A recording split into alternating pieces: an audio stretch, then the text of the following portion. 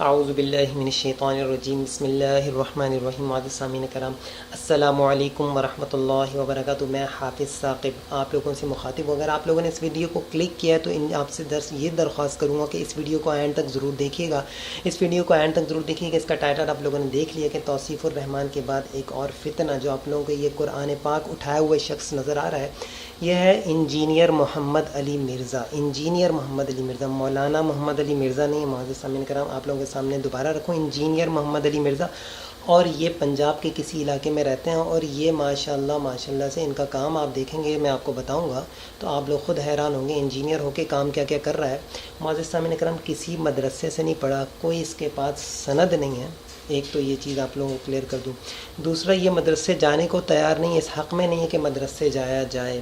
اور اس کا کہنا تو یہ ہے کہ کیا سارے مسلمانوں کو مدرسے جانا ضروری ہے؟ کیا صحابہ مدرسے گئے تھے؟ کیا صحابہ کے پاس ڈگری تھی؟ میں آپ لوگوں کو آج بتاؤں گا صحابہ مدرسے بھی گئے، صحابہ کے پاس ڈگری بھی تھی۔ آپ لوگ حیران تو ہوں گے، لیکن میں حافظ ثاقب آپ لوگوں کو بتاؤں گا انشاءاللہ العزیز، صحابہ مدرسے بھی گئے، صحابہ کے پاس ڈگری بھی تھی معزز سامعین کرام۔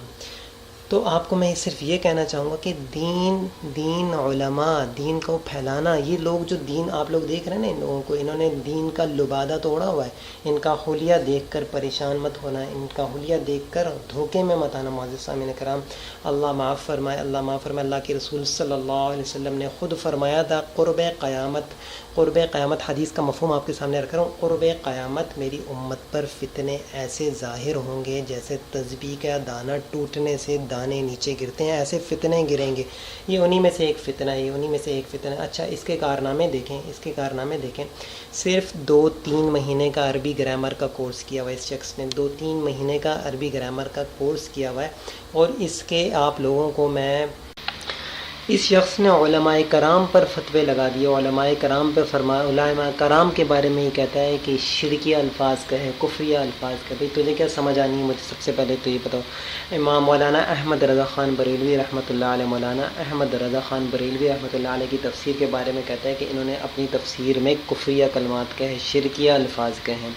مولانا حکیم الامت اشرف علی تھانوی رحمۃ اللہ علیہ کے بارے میں کہتا ہے کہ وہ گستاخ رسول ہیں، انہوں نے گستاخی کی ہے۔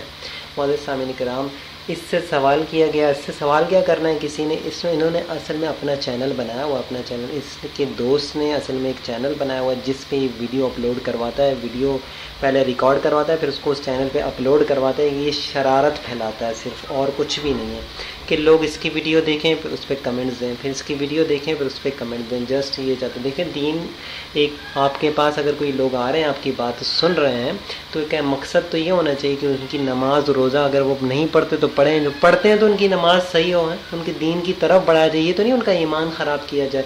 اب اشرف علی تھانوی رحمۃ اللہ علیہ، مولانا امام احمد رضا خان بریلوی رحمۃ اللہ علیہ قبروں میں اللہ کے مہمان ہوں گے، حقیقتاً قبروں میں اللہ کے مہمان ہوں گے، لیکن اب ان کے پیچھے پڑنے کی ضرورت ہے۔ مجھے ایک سب سے پہلی چیز تو یہ ہے، انسان اپنے ایمان کی فکر کرے، وہ تو دنیا سے کامیاب ہو کر چلے گئے، ہمارا اس پہ یقین ہے، وہ دنیا سے کامیاب ہو کر چلے گا، اس دنیا سے وہ چلے گئے کامیاب ہو کر۔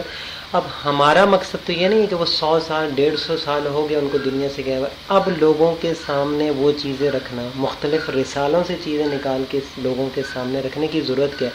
اس سے ایمان آپ خود بتاؤ بڑھے گا کہ گھٹے گا؟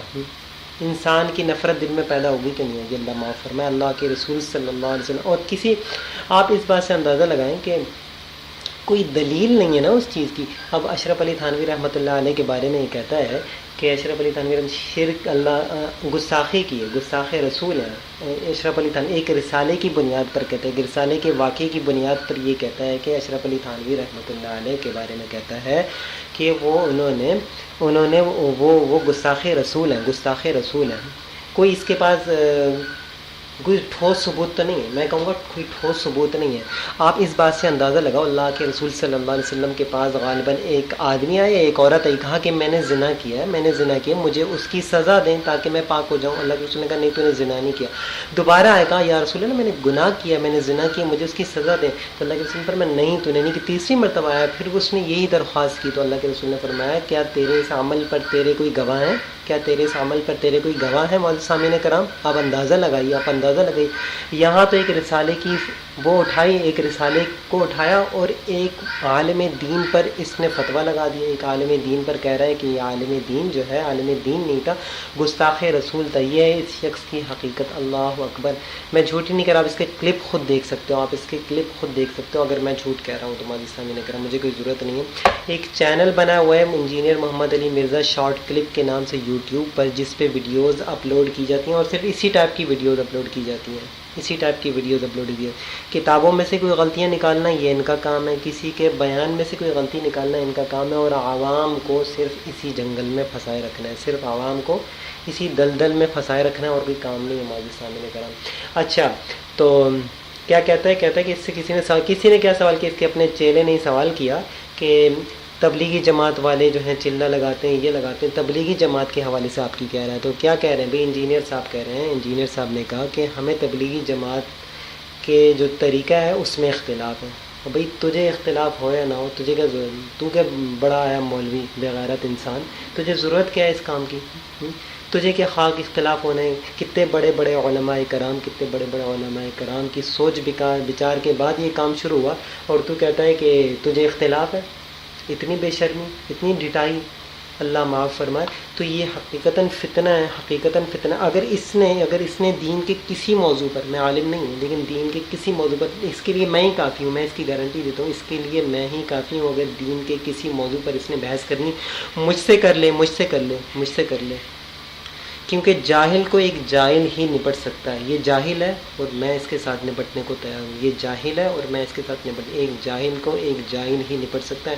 علماء کرام کیوں اپنا ٹائم برباد کریں اس شخص کے لیے؟ اس شخص کے لیے کیوں ٹائم برباد؟ میں حافظ ثاقب اس کو چیلنج کرتا ہوں، میں حافظ ثاقب اس کو چیلنج کرتا ہوں کہ وہ آئے اور مجھ سے کرے مناظرہ کرنا ہے تو. السلام علیکم ورحمۃ اللہ وبرکاتہ.